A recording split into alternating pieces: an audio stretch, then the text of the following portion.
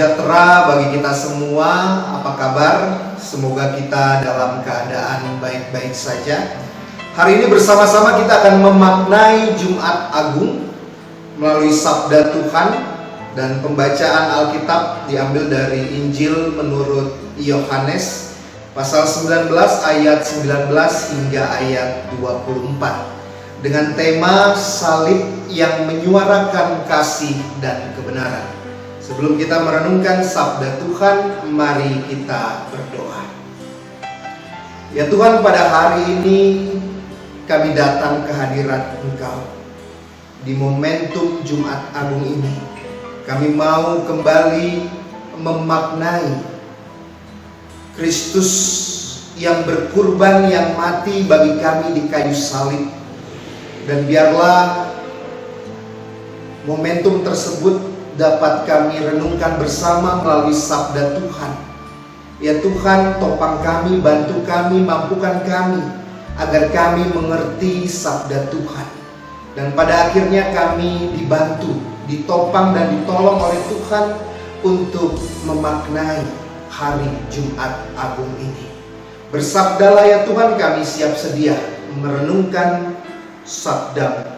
Demi Kristus Yesus yang rela mati bagi kami, kami menyampaikan doa ini. Amin. Saudara-saudara yang Yesus kasihi, jika kita mempunyai sebuah pajangan simbol salib di rumah, saudara-saudara coba lihat kembali pada bagian atas. Tentu tidak semua ada sebuah akronim yang bertuliskan INRI, I-N-R-I. INRI adalah akronim berbahasa Latin yang memiliki kepanjangan Iesus Nazarenus Rex Iudaeorum, yang artinya Yesus orang Nazaret, Raja orang Yahudi. Dalam peristiwa penyaliban Yesus, Pilatus menginstruksikan agar dipasang tulisan Yesus orang Nazaret, Raja orang Yahudi di atas kayu salib. Saudara-saudara, sebagai informasi, peristiwa Yesus disalibkan dicatat di semua Injil, Matius, Markus, Lukas, tanpa terkecuali Yohanes. Namun ada yang menarik saudara-saudara dalam peristiwa Yesus disalibkan. Injil Yohanes menyoroti tindakan Pilatus, dan ini tidak dicatat dalam Injil Matius, Markus, Lukas. Tulisan Yesus orang Nazaret, Raja orang Yahudi, ditulis dalam 3 bahasa. Bahasa Latin mewakili kekaisaran Romawi pada saat itu, lalu bahasa Yunani mewakili orang-orang yang tinggal di sekitar Laut Tengah, dan bahasa Ibrani mewakili orang-orang Yahudi. Menurut tafsir, Pilatus secara sengaja menuliskannya dalam 3 bahasa.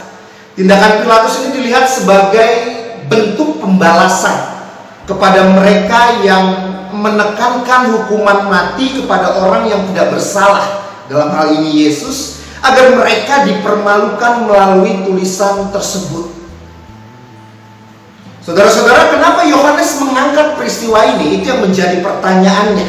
Mengapa secara spesifik Yohanes menekankan tulisan Yesus orang Nazaret, Raja orang Yahudi dalam 3 bahasa? Ini tentang kita semua, saudara-saudara. Yohanes menekankan bahwa tulisan dalam 3 bahasa tersebut menjadi simbol.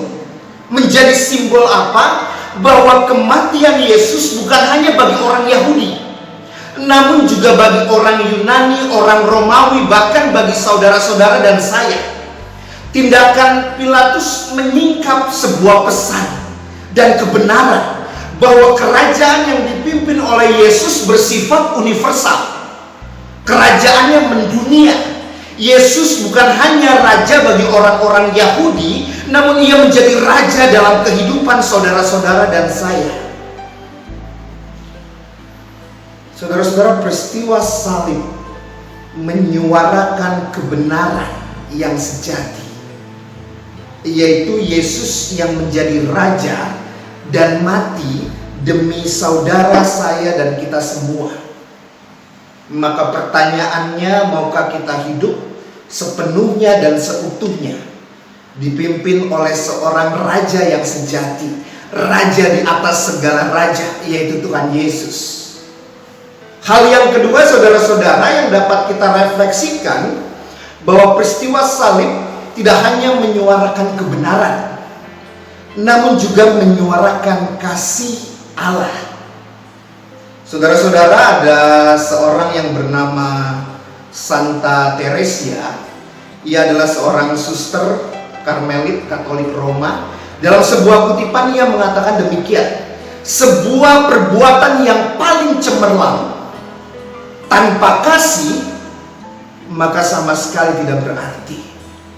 Sebuah perbuatan yang paling cemerlang tanpa kasih, maka sama sekali tidak berarti. Saudara-saudara, untuk memperjelas kutipan tersebut, saya akan bernyanyi sebuah lagu dari pelengkap Kidung Jemaat 277 bait yang ketiga. Saya pikir kita semua tahu lagu ini.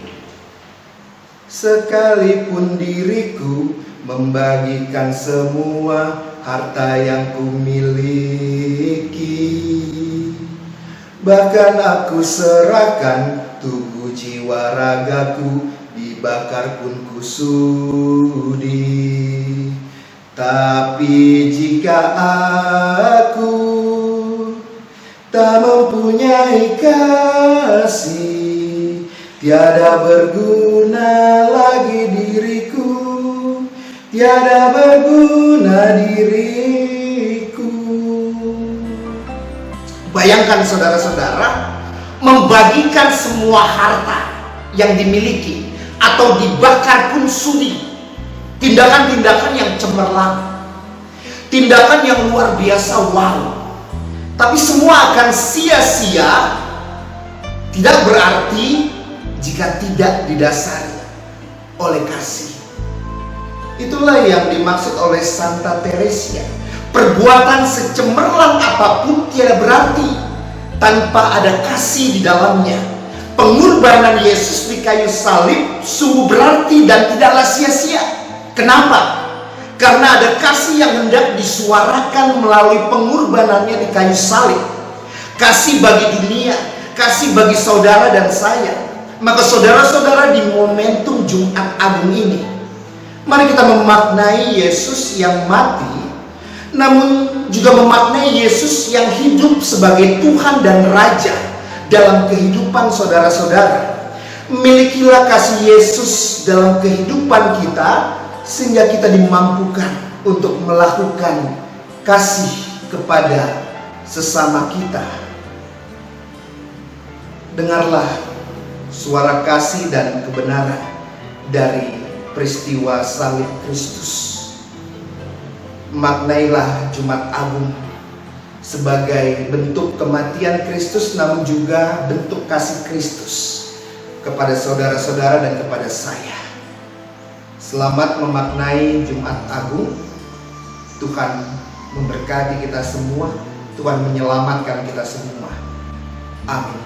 Mari kita berdoa. Ya Tuhan, kami memaknai kembali Jumat yang agung.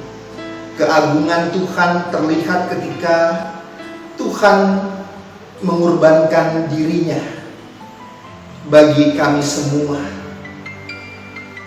Engkau rela sengsara, Engkau rela menderita bagi dosa-dosa kami. Dan kematian Engkau di kayu salib juga menjadi pertanda bagi kami bahwa Engkau hidup sebagai Raja atas diri dan kehidupan kami. Engkau hidup sebagai Tuhan yang menyelamatkan kami. Maka ya Tuhan, di momentum Jumat Agung ini, biarlah kami boleh maknai bahwa di balik peristiwa salib ada kasih yang Tuhan wujud nyatakan bagi kami semua. Dan kasih itu yang memampukan kami agar kami juga dapat melakukan kasih bagi sesama kami. Ya Tuhan, mampukan kami untuk melakukan itu semua. Inilah doa kami Tuhan, inilah permohonan kami. Demi Kristus Yesus kami berdoa. Amin.